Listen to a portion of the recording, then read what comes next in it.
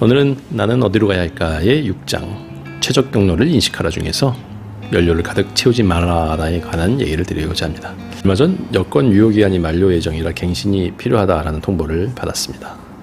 이미 만료된 기존 여권들을 버리지 않고 기념으로 간직하고 있었기 때문에 이참에 여행했던 나라들의 그 출입국 도장들을 살펴보면서 잠시 추억에 잠길 수가 있었습니다.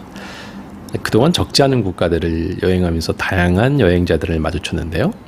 어느덧 한눈에 그들이 여행 베테랑인지 초보자인지 가늠이 가능한 지경이 되었습니다. 이 커다란 캐리어나 배낭 그리고 보조가방까지 끌고 가는 사람들은 10중 8구 여행 초보자입니다. 여행을 많이 해본 사람들은 그렇게 짐이 많지가 않죠. 그들은 짐이 많으면 여행이 힘들어진다는 것을 알기 때문에 여행 본질에 집중하기 위해서 짐을 최소한으로 끌립니다. 뮤지컬 영화 그 지붕 위의 바이올린에서 주인공 테비에는 러시아 혁명으로 느닷없이 고향을 떠나라는 명령을 받습니다. 그리고 이렇게 얘기하죠. 왜 항상 머리에 모자를 쓰고 있냐고요? 그것은 우리가 늘 떠날 준비를 하기 때문입니다. 우리는 어떠한가요? 나룻배를 타고 강을 건넌 뒤에도 다시 그 나룻배를 짊어지며 가고 있지 않은가요? 다음 여정이 강이 아닌 산인데도 그 무거운 나룻배를 내려놓지를 못합니다. 때로는 과거에 대한 후회와 미래에 대한 걱정에 짓눌리고 가끔은 인생에서 잃어버린 것 때문에 절망합니다. 그래서 다른 것들도 놓칠까봐 불필요한 짐을 잔뜩 짊어지고 걸어가죠. 미국 버몬트 숲에서 자급자족하는 삶을 살았던 작가 헬렌 리어릭은 아름다운 인생을 살기 위한 단 하나의 법칙을 이야기합니다. 그건 덜 갖고 더 많이 존재하는 것이다. 삶에서 중요한 것은 자신의 소유물이 아니라 자신이 누구인가 하는 질문이라는 것이죠. 그녀는 인생의 진정한 가치를 결정짓는 것은 우리가 가지고 있는 것이 아니고 그것을 우리가 어떤 일을 하는지에 달려있다라고 하면서 행복한 삶을 몸소 보여주었습니다. 이전에 터키로 여행을 갔다가 돌아오는 비행기를 놓칠 뻔한 적이 있었습니다. 아침 일찍 출발하는 비행기라 전날 미리 짐을 싸놓았어야 되는데 늑장을 부렸기 때문이죠. 하지만 더 근본적인 원인은 짐이 너무 많았다는 거죠. 짐이 그렇게 많았다는 사실을 짐을 싸면서 알게 되었으니까요. 시간이 지체될 수밖에 없었죠. 현지에서 늘어난 짐도 꽤 있었지만 한국에서 들어올 때부터 원래 많은 짐을 갖고 있었습니다. 그러나 그 중에 대부분은 현지에서 한 번도 입거나 신어보지도 않은 것들이 대부분이었어요. 여행 가방에 짐이 많을수록 여행은 힘들어집니다.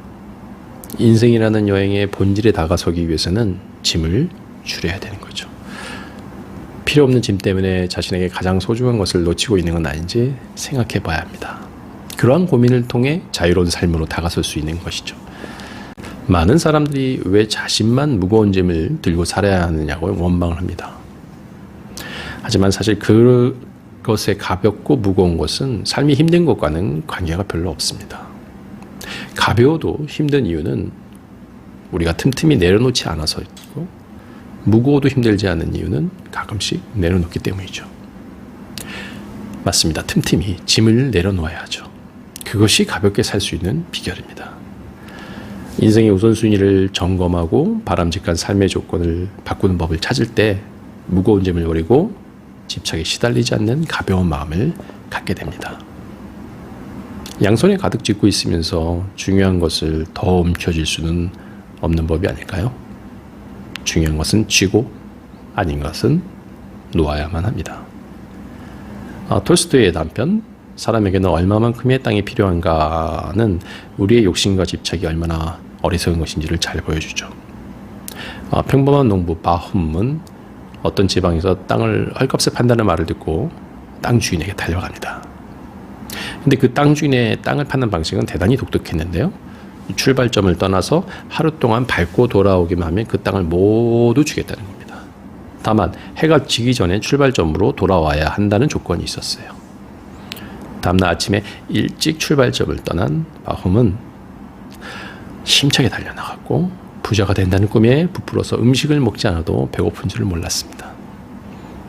그러나 어느덧 해가 기울기 시작하고 이미 반환점을 돌았어야 하는 시점이지만 자기 앞에 있는 땅들이 더 비옥하고 탐스럽게 보여서 걸음을 멈출 수가 없었어요. 결국 해가 지평선 아래로 숨어들 때야 바훔은 발걸음을 돌려서 출발 지점으로 달리기 시작합니다. 해가 질까봐 급한 마음에 더 빨리 달리기 시작했고 땀이 비오듯 했지만 혼신을 다해 내달렸죠. 드디어 간신히 출발점에 도착했지만 그는 그만 정신을 잃고 쓰러지고 말았습니다. 다시는 일어나지 못했습니다. 안타깝게 여긴 땅 주인은 그를 묻어주기로 했죠. 결국 그에게 필요했던 땅은 그가 묻힐 반평 크기의 땅이 전부였습니다. 러시아 제2의 도시 상트페테르부르크에는 루브르 박물관과 대형 박물관에 견줄 만한 에르미타슈라는 걸출한 미술관이 있습니다. 그 명성에 가려서 빛을 보지는 못하지만 그곳에서 멀지 않은 곳에 국립 러시아 미술관이 또한 그 훌륭한 러시아 화가들의 작품들이 전시되어 있는데요. 그곳에는 러시아에서 가장 아름다운 작품 중 하나로 꼽히는 이반 아이바조프스키의 9번째 파도라는 그림이 있습니다. 그림에는 폭풍 속의 난파대에서 온갖 역경을 뚫고 뗏목에 살아남은 자들이 있죠. 그리고 그 앞에 다시금 시커멓고 거대한 파도가 밀려옵니다. 그러나 그 파도는 8번째 파도입니다. 그 뒤에 더 큰 파도가 멀리서부터 서서히 다가오죠. 뗏목 위에는 이미 아무것도 없습니다. 폭풍우를 만났을 때 살아남기 위해서는 무엇보다 짐을 버려 배를 가볍게 해야 합니다.